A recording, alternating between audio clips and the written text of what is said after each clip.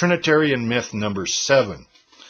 Ego, eimi is God's name, and when Jesus used these words, the Jews knew immediately, or they recognized that he was using God's name to identify himself as God, just by using these words. John 8:58. This myth, this fabrication, stems from Trinitarian interpretations of John 8:58. And it is really quite ridiculous, this claim. If you just take the time to think about it, you'll see it's quite ridiculous. You just got to think it through. First, God's name is not ego, eimi at Exodus 3:14. It's ego, eimi, hoon. And it doesn't then go on to say, where God says to Moses, tell them, I am has sent me to you. Okay, it doesn't say, tell them ego, eimi has sent me to you, but tell them hoon has sent me to you. That just in itself blows the Trinitarian claim right out of the water, all by itself. But there's more.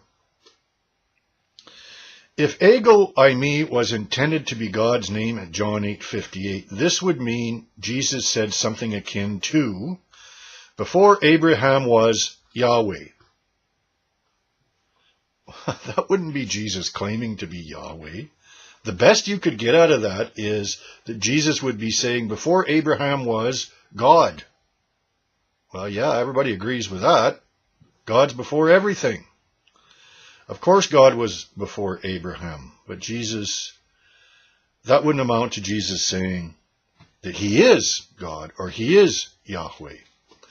And when John the Baptist said, ego, eimi, not the Christ, well, according to Trinitarian reasoning, you would have to say that John the Baptist was saying Yahweh is not the Christ.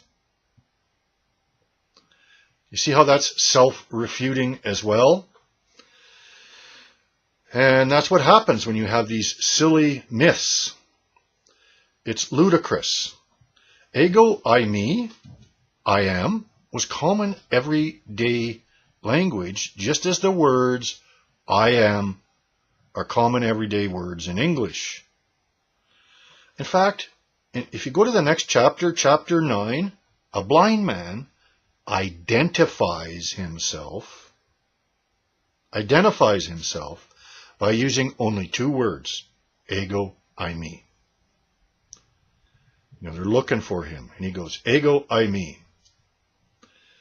And nobody assumes he was identifying himself as God, do they? That tells you right there that nobody thought these words, just automatically, flicked a switch in your brain that somebody was using God's name. It's silly. So why don't they assume this blind man in chapter 9 was using God's name? Because they don't want to. They just don't want to, so that's just the way it is. At John 8:58, that's the way they want it, so that's the way it is. That's how myths work. Nuttiness. And the blind man was actually identifying himself by saying ego, eimi. Identifying himself. Jesus said ego, eimi at least 3 times in John 8. More if you count verse 12 and a couple of other places. The Jews never raised an eyebrow until we get to verse 8:58.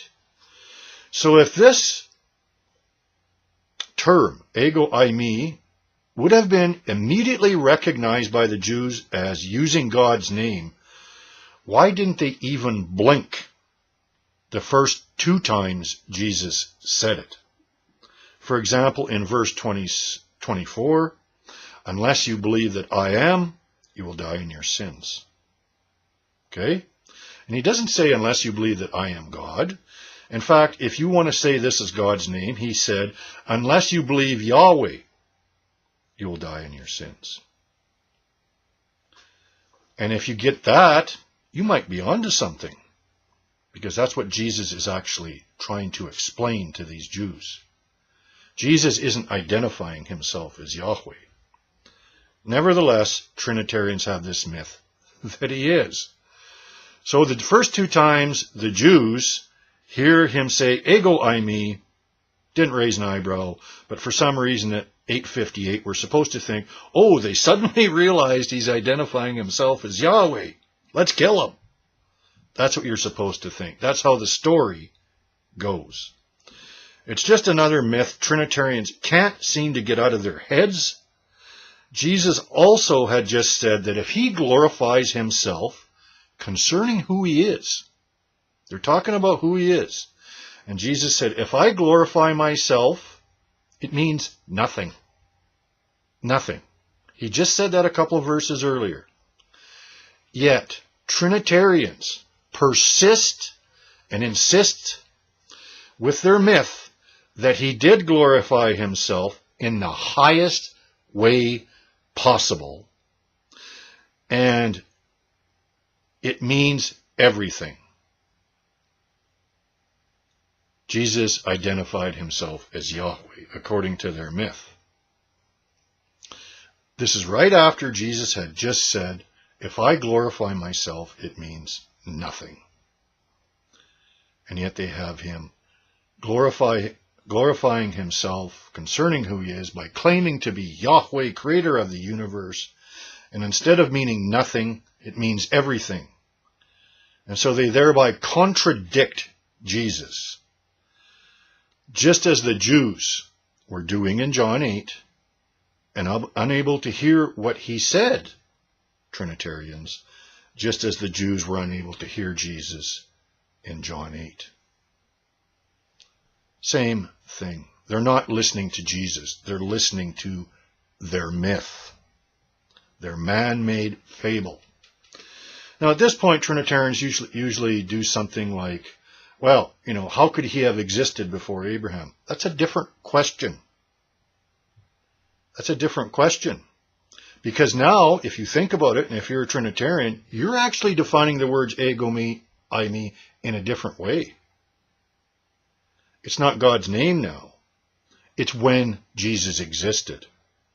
So think about your problem. That's a different question. And that gets dealt with in a different day. We're talking about Trinitarian myths.